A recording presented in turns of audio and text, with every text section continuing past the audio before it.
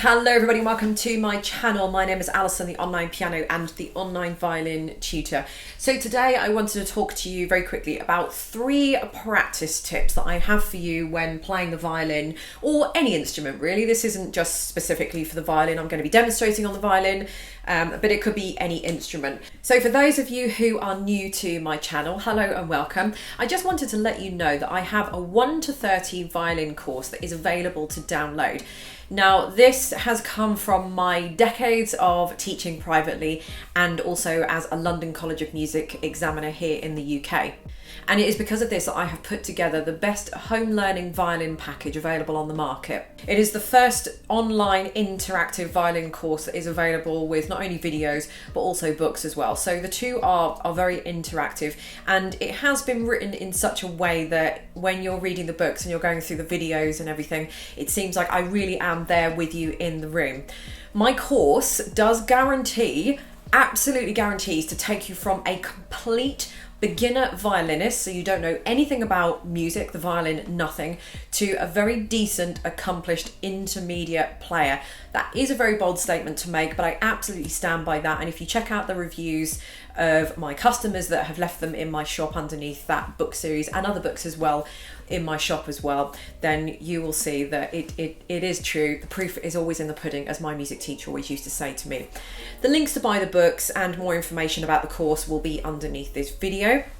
And the second thing that I wanted to talk to you as well about is that a lot of you don't know that I actually have a Patreon page. Now, Patreon is a place where you can pledge monthly amounts. Depending on how much you pledge will depend on what benefits that you get. So often the more you pledge, the more benefits that you will get. But basically my Patreon page gives you access to hundreds of violin sheet music that I have arranged over not only just the years of me being on YouTube, but also really just since I've been arranging music. So since I've been teaching since I was 18 years old, so that's quite a long time ago, and all the music that I've kind of accumulated and arranged over over the years of me being on YouTube, which I've been on YouTube since 2011. So there is, I think there's around, off the top of my head, around 800 sheets of music. So it really is an unlimited resource of sheet music, and there is no other place like it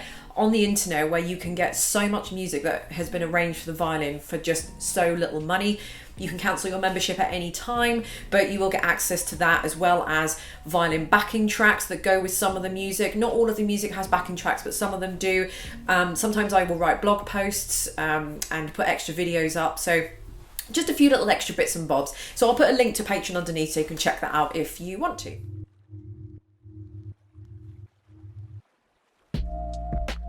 Okay, so the first practice tip is going to be warming up. So when you begin your practice session and you start practicing, what actually is a good idea is if you warm up first. So what you can do for that is, well, just pretty much anything really. So you don't really want to go straight into playing the pieces because your fingers are going to be quite cold.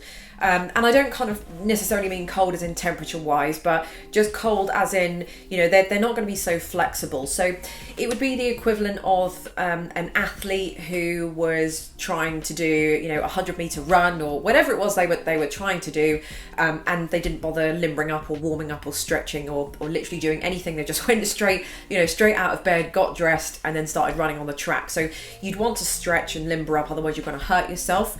You're not going to quite hurt yourself with a violin. It is slightly different, but your fingers are just not going to be flexible because they're not going to be moving. So if you're just playing a particularly tricky fast passage, for example, that's not going to go so well because your fingers aren't going to move. So what's going to happen is that it's going to take you time for your fingers to warm up. But if that's taking sort of 20 minutes, 30 minutes for that to happen, what are you actually doing in that 20-30 minutes? Potentially you're practicing something sort of slightly wrong because your fingers aren't moving. So you can end up getting into bad habits. It can end up getting really frustrating as well, just through the simple fact that your fingers are just not ready. They're just not ready to do what you want them to do. Even though you think they're moving, they're not. I notice that my playing gets better. It kind of reaches a peak about 30 minutes into playing.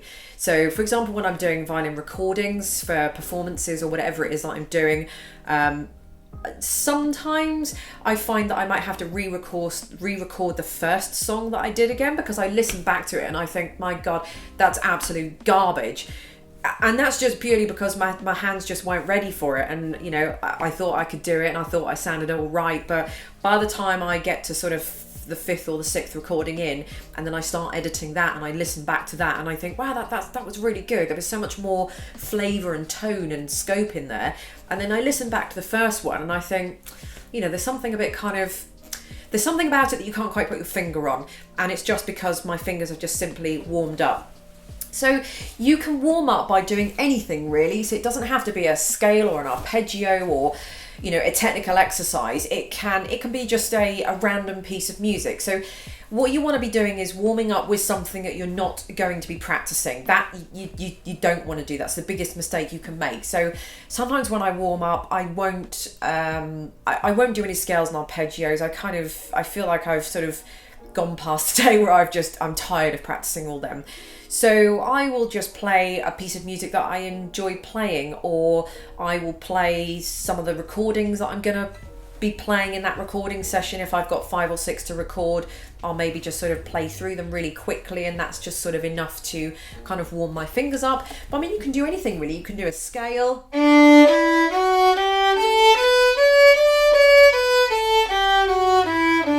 And then you can do that slurred.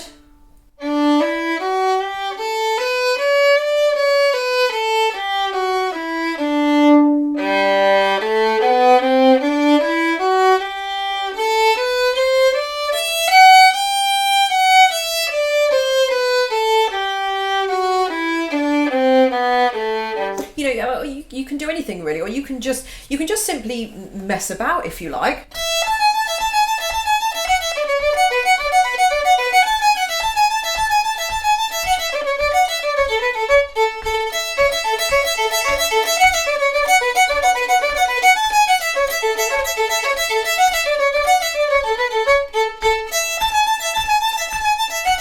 You know, just anything like that really. Anything that gets the fingers moving, the brain thinking, the bow moving in sync with that as well. So even for me now, that was kind of a bit of a struggle. This is the first video that I'm making of today. So yeah, you know, it's a little bit hard for me as well, because I can feel that my fingers are just not quite doing what they want to do. So, you know, so give me half an hour, go away and come back again, and I would play that, you know, 100 times better. But I mean, that's just a pure example. I mean, with something like that, I'm just kind of messing around. I don't really care about intonation so much. I just want something that is just cohesive. It's not particularly boring, and I just want something that's just going to help my fingers get going.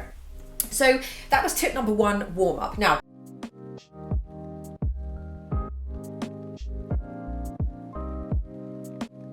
tip number 2, don't practice too long. So I'm going to put the violin down because there's nothing to demonstrate with this one.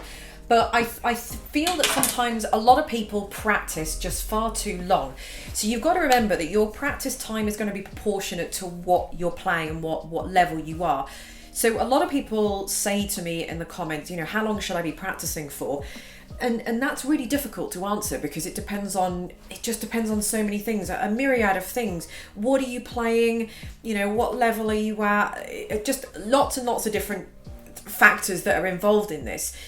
But I would say, as a rough kind of ballpark figure, if you are new to the violin and you're, say, going through my first 10 lessons, if you like, the ones that I mentioned earlier at the beginning of this video. So if you're going through my first 10 lessons, then I would say that you probably want to be practicing for around about 30 to maybe 45 minutes, something like that.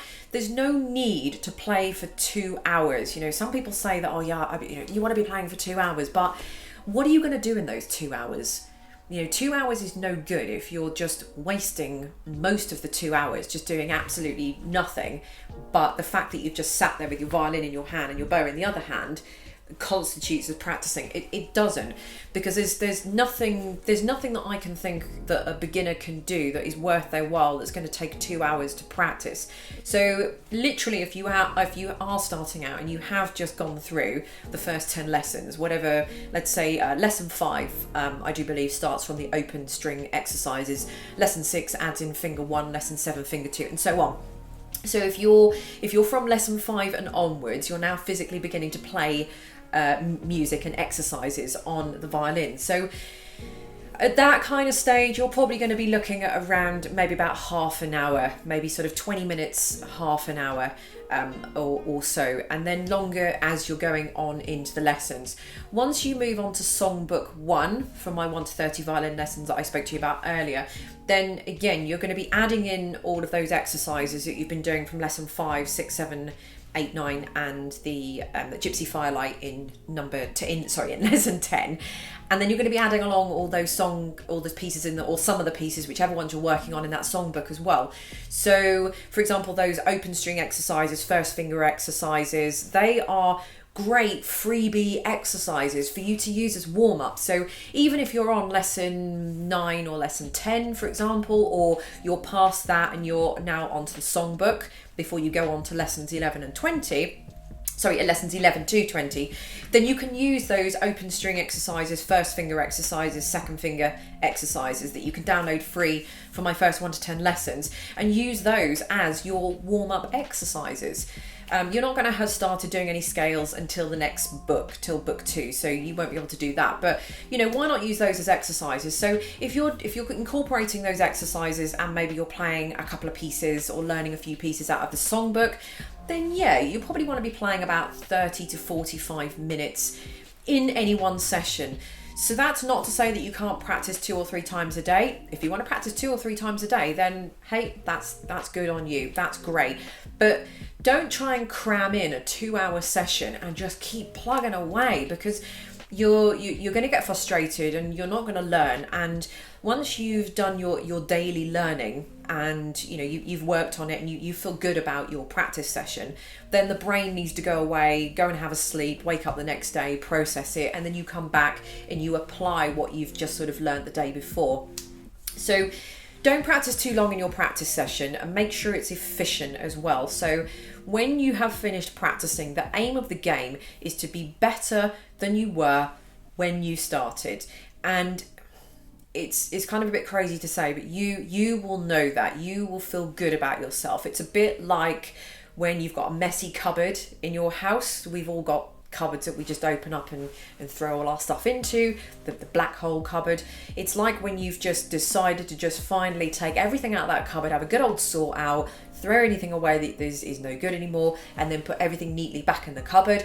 And you feel like, you feel really good about yourself. You feel like you've achieved something. You feel like you've done something. So that's the kind of sense that you want to be feeling after you've practiced. If you don't quite feel that way, then it says to me that you've pretty much just ran over things. So you've just played it through with no real purpose, haven't really accomplished anything, same as you did yesterday, and you're not going to feel good about yourself. So you will know on that one.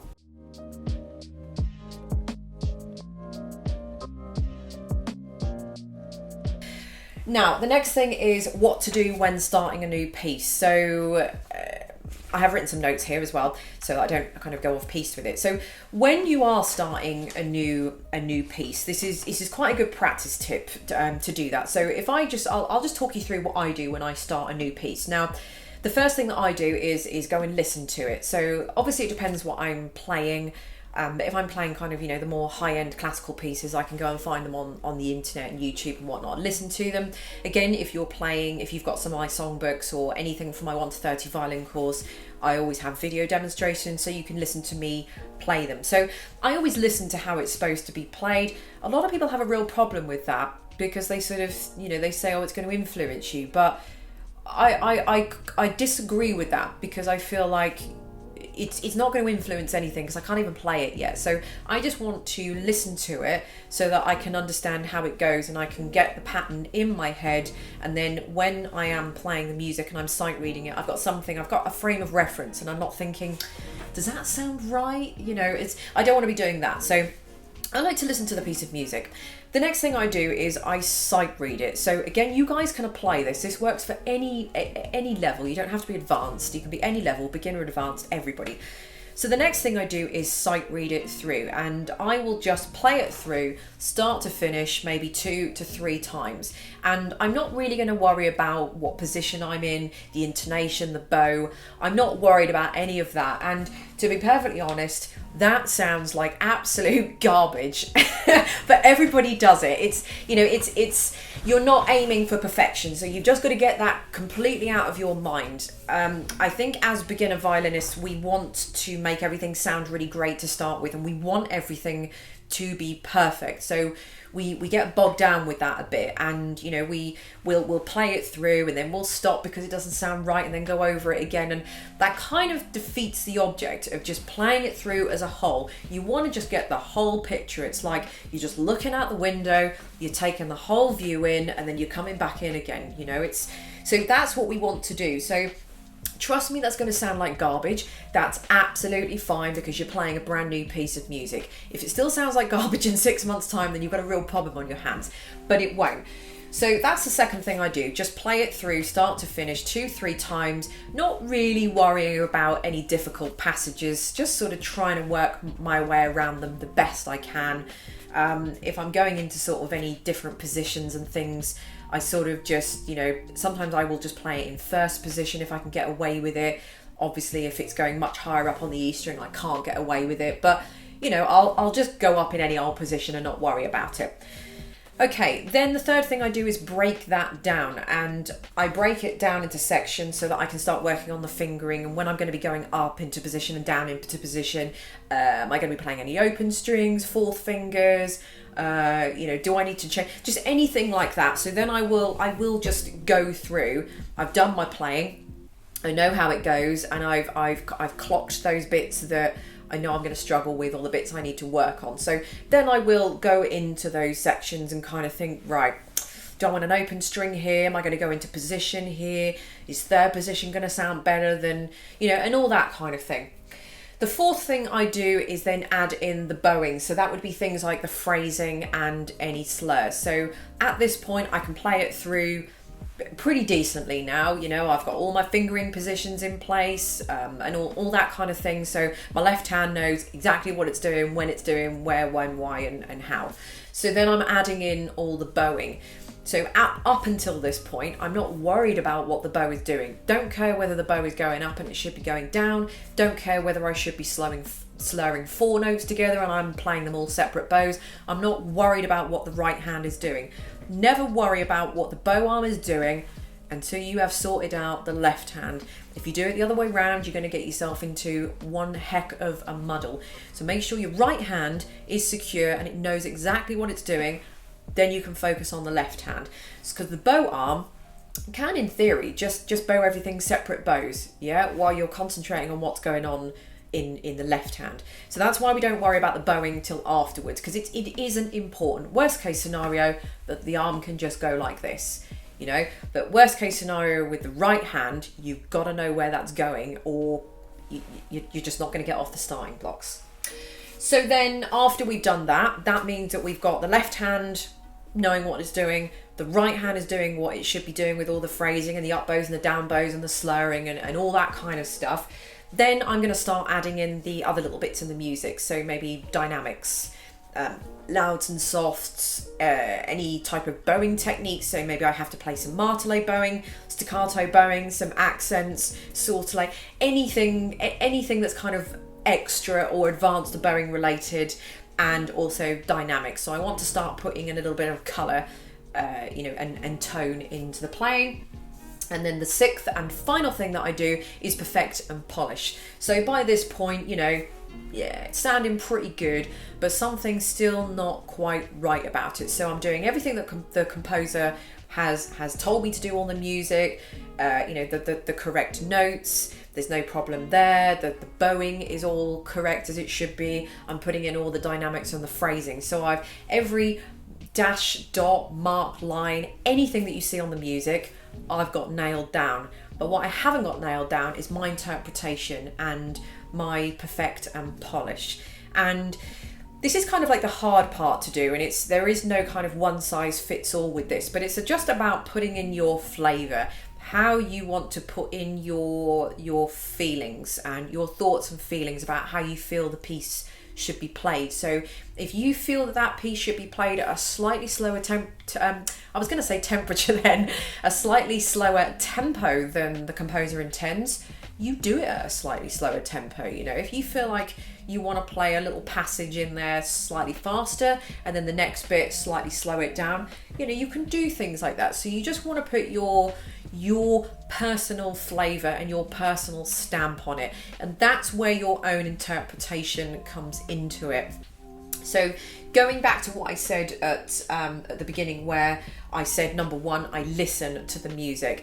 This is where a lot of people have the problem, because you can listen and you can get influenced. Now, I feel like you can get influenced if you constantly listen to the piece of music again and again and again, because then you're taking away the focus of what you're supposed to be doing and learning, and then you're kind of going off on a tangent and doing what that person has done, and that's their interpretation, and that's going to be kind of unique to them. And that's not to say you can't copy that. Of course you can do whatever you like, but you do want to take into consideration and put your own stamp on it. Otherwise it will never be a true performance, because you'll always be trying to copy someone else and you'll always be trying to play like someone else, and I can 100% guarantee you're never going to match them and you're never going to play like them, because that is just so unique to them. So, you know, I never worry about people copying the way I do things on the internet, you know, the way I do my performances, you know, my playing on my performance channel, you know, and that's fine. It's kind of flattery in a way, but I will always have a distinct way of playing, and that is just it, and no one will ever be able to match that. So I kind of, you know, I don't worry about things like that. It's the way I play, and that will always be that way. So yeah, that's it really. Those are just 3 kind of quick and simple little kind of practice tips that I hope has helped you. And thank you very much for watching. Don't forget to check out my 1 to 30 violin course and my Patreon page that I will have linked underneath this video. And I will see you all in the next video. Bye.